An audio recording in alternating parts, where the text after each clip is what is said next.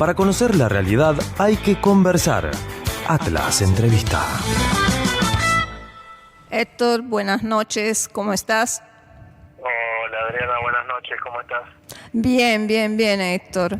Mira, Héctor, como primera cosa, te queremos agradecer el hecho de que nos has enviado esa entrevista que vamos a escuchar después. Y además, ya que estamos, te queremos agradecer por habernos acompañado, por haber participado de Atlas Internacionales con tus columnas, por el trabajo profesional que hiciste. Realmente te agradecemos muchísimo. Yo les agradezco a ustedes la posibilidad de haber podido participar de este espacio y haber charlado temas que me parece que son fundamentales para todo el mundo y para nuestro país en particular. Bueno, Héctor, ¿de qué se trata la entrevista? ¿A quién le hiciste la entrevista y de qué se trata? La entrevista es a María Herrera Magdalena, una mexicana que vive en Michoacán, una mexicana de 68 años, y lo importante de la entrevista es que ella es madre de 4 jóvenes desaparecidos, 2 desaparecidos en 2008 y 2 desaparecidos en 2010. Sabemos que el tema de la desaparición y el asesinato en México es un tema muy fuerte, y lo sabemos por estadísticas en muchas ocasiones. En este caso lo vamos a escuchar de la propia voz de la madre de una de las víctimas, de 4 víctimas, de 4 víctimas de desaparición forzada, y me parecía que era fundamental escuchar esa voz que nos transmite desde lo más hondo de sus sentimientos y desde lo más reflexivo también lo que está pasando en México. Así que sin más preámbulo, los dejo escuchando a María Herrera Magdalena, que va a contar esta dolorosa realidad mexicana. Bueno, gracias. Acá vamos. Bien, mi nombre es María Herrera Magdalena. Soy mexicana de una provincia de Michoacán.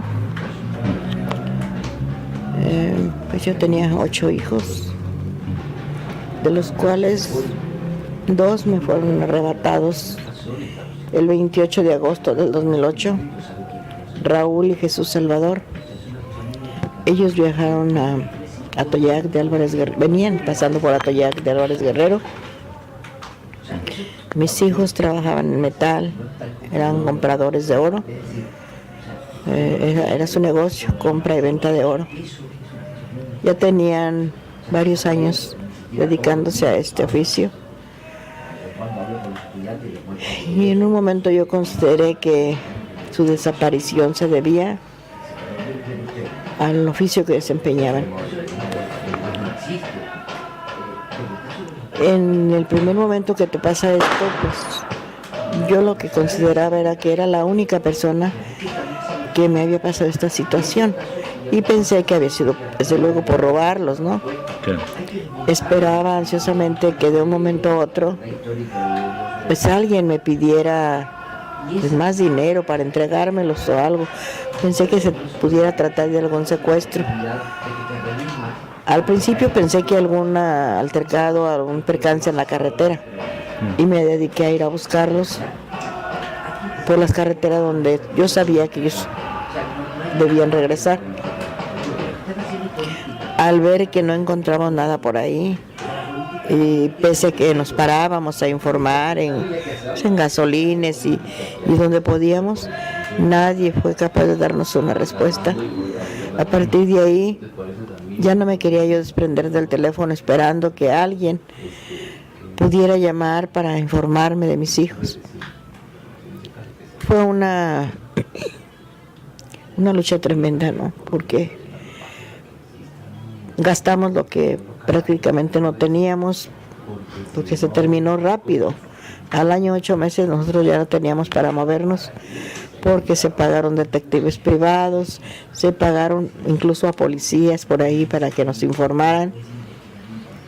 y unos gastos muy fuertes que teníamos cuando veníamos a la Ciudad de México, porque mis hijos desaparecieron con 5 compañeros más, personas de mi pueblo, de las cuales pues yo no propiamente me sentía responsable, sino que veía yo que esas familias tenían menos posibilidades, y juntos nos veníamos a la Ciudad de México, primero a Morelia y después a la Ciudad de México, para ver la posibilidad de alguna información, lo cual nunca sucedió.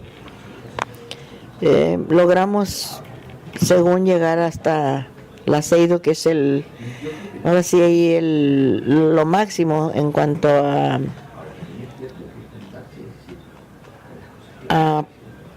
área de gobierno, creyendo que por medio de eso íbamos a tener una respuesta. No fue así. Lo que recibimos fueron engaños tras engaño, diciéndonos que los estaban buscando, ¿no?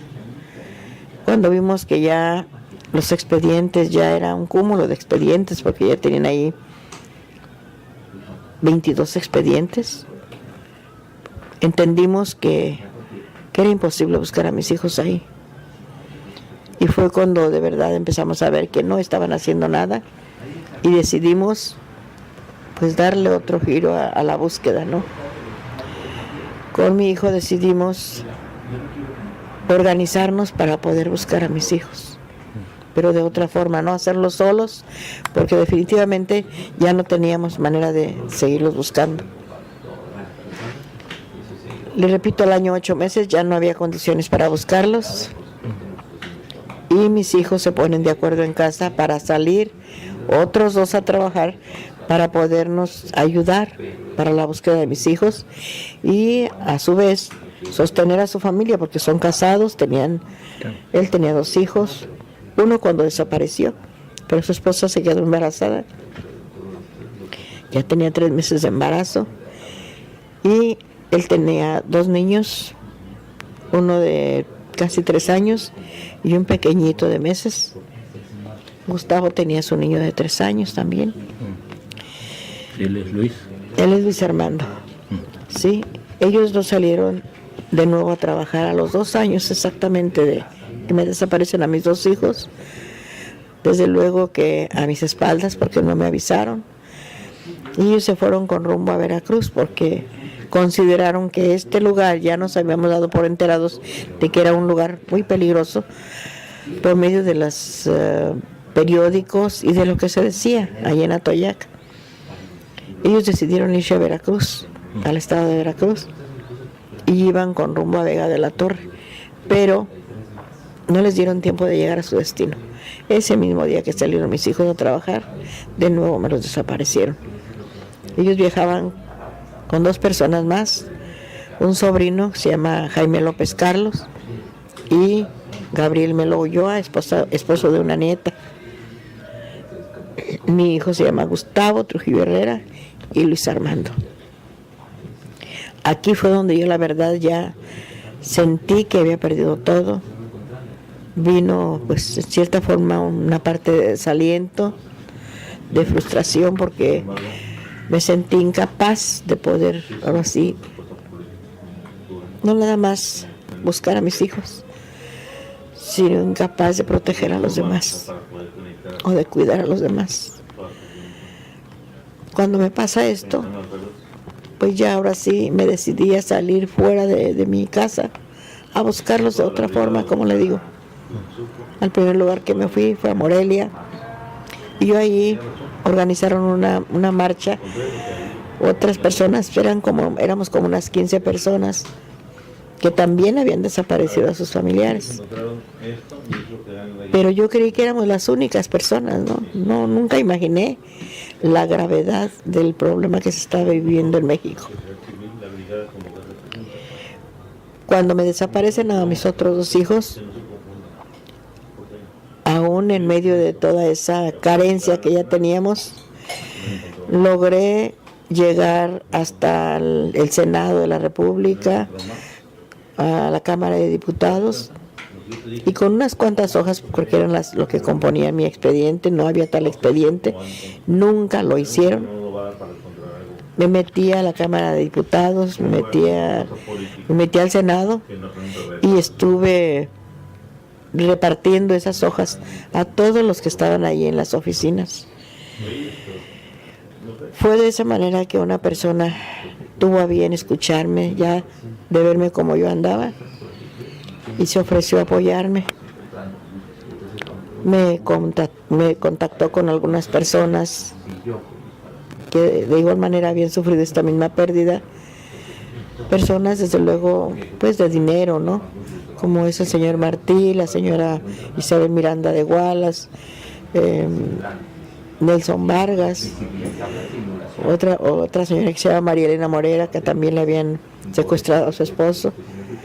Y yo buscaba el apoyo en toda esa gente, en esas organizaciones que yo sabía que estaban viviendo esta misma situación, pero de ninguna recibí una respuesta de ayuda. No fue sino hasta cuando surge el Movimiento por la Paz con Justicia y Dignidad, que encabeza el poeta Javier Sicilia a raíz del asesinato de su hijo y 7 jóvenes más que asesinaron ahí en Cuernavaca, Morelos. Fue él quien se decidió a sacar a la luz lo que estaba viviendo México. Cuando me enteré, pues me apegué a ellos, y ahí fue donde yo encontré un apoyo del cual pues siempre me siento sumamente agradecida. Ahí yo lo único que llevaba eran las fotos de mis hijos para mostrárselas, porque él decía que se estaba organizando una caravana por todo el norte y el sur del país. Y yo entendí que era para hacer búsquedas, para buscar a los que estaban desaparecidos. Mi mente no coordinaba, no daba más allá. Fui a llevarle las fotos de mis hijos para que si en un momento dado al pasar sabían algo me avisaran. Y él me pidió que me quedara. El equipo del poeta Javier Sicilia me pidió que me quedara. Desde ahí la situación nos cambió un poco. ¿En qué sentido?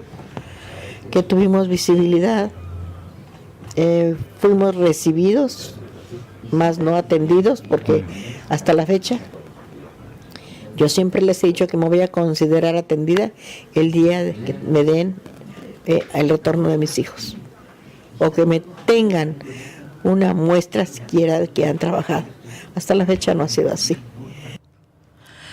Hemos escuchado un testimonio fuerte, ¿no? Fuerte, desgarrador, de una madre que perdió a sus 4 hijos en 2 ocasiones, los 4 desaparecidos en México, y que a través de su búsqueda, que no ha tenido resultados, o sea, un estado mudo prácticamente y sordo. Sí, o cómplice incluso, digamos, ¿no? Claramente cómplice. Ha encontrado, digamos, en esta organización, que es a la que pertenece ahora, que es ¿cómo se llama? El Movimiento por la Paz con Justicia y Dignidad. Ha encontrado un lugar donde poder llevar adelante su lucha. Bien, pero también decir, ¿no? Como un ejemplo de una realidad muy presente. Sí, muy presente México, ¿no? México, y mira que López Obrador, el nuevo presidente, en su tercer día lo que hizo fue conformar una comisión de justicia y verdad para empezar a esclarecer estos casos, y sobre todo el caso de los 43 desaparecidos de Ayotzinapa. Para conocer la realidad hay que conversar. Atlas Entrevista.